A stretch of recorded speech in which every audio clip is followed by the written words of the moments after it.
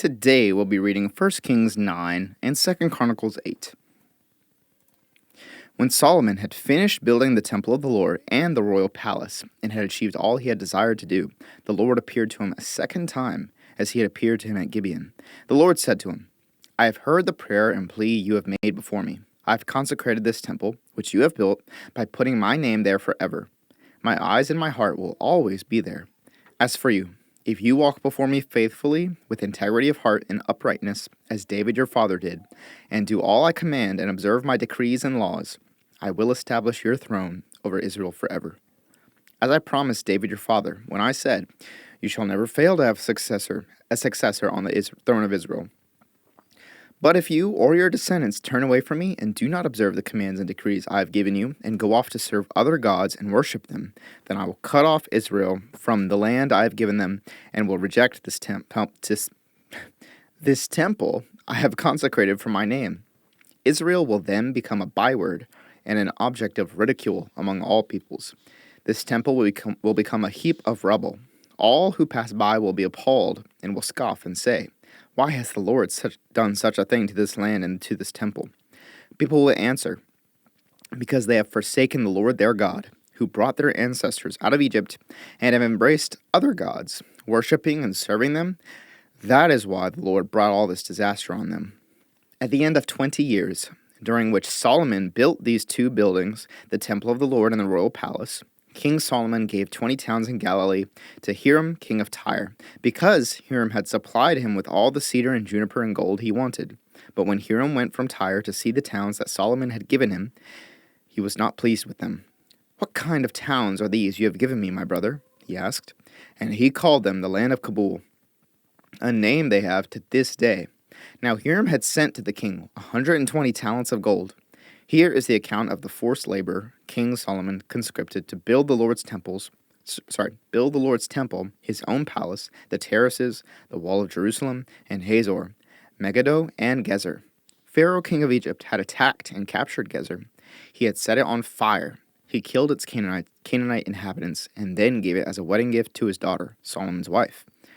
And Solomon rebuilt Gezer.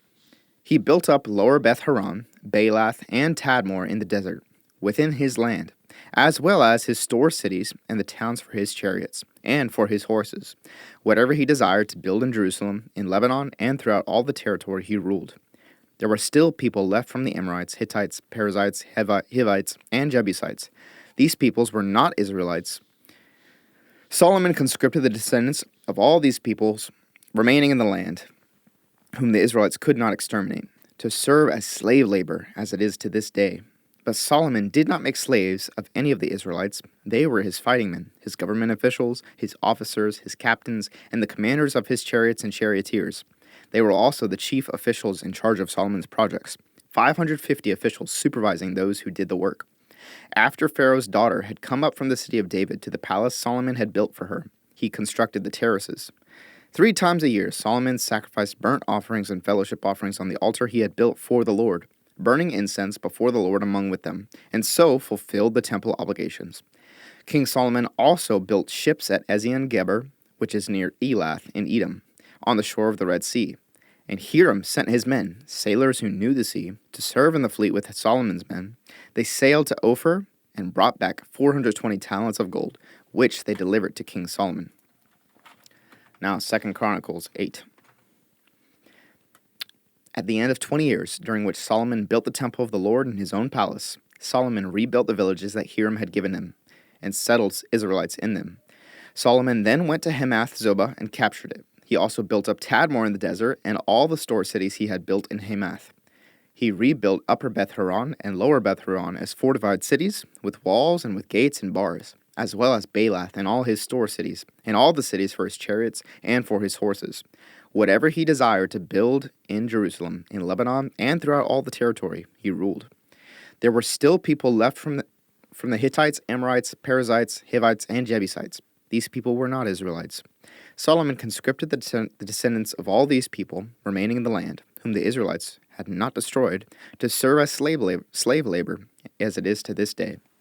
But Solomon did not make slaves of the Israelites for his work. They were his fighting men, commanders of his captains, and commanders of his chariots and charioteers.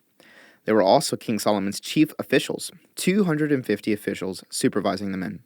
Solomon brought Pharaoh's daughter up from the city of David to the palace he had built for her, for he said, "My wife must not live in the palace of David, king of Israel, because the places the ark of the Lord has entered are holy." On the altar of the Lord that he had built in front of the portico, Solomon sacrificed burnt offerings to the Lord, according to the daily requirement for offerings commanded by Moses for the Sabbaths, the new moons, and the 3 annual festivals: the festival of unleavened bread, the festival of weeks, and the festival of tabernacles. In keeping with the ordinance of his father David, he appointed the divisions of the priests and for their duties, and the Levites to lead the praise and to assist the priests according to each day's requirement. He also appointed the gatekeepers by divisions for the various gates, because this was what David the man of God had ordered. They did not deviate from the king's commands to the priests or to the Levites in any matter, including that of the treasuries. All Solomon's work was carried out from the day the foundation of the temple of the Lord was laid until its completion. So the temple of the Lord was finished. Then Solomon went to Ezion-Geber and Elath on the coast of Edom, and Hiram sent him ships commanded by his own men, sailors who knew the sea. These, with Solomon's men, sailed to Ophir and brought back 450 talents of gold, which they delivered to King Solomon.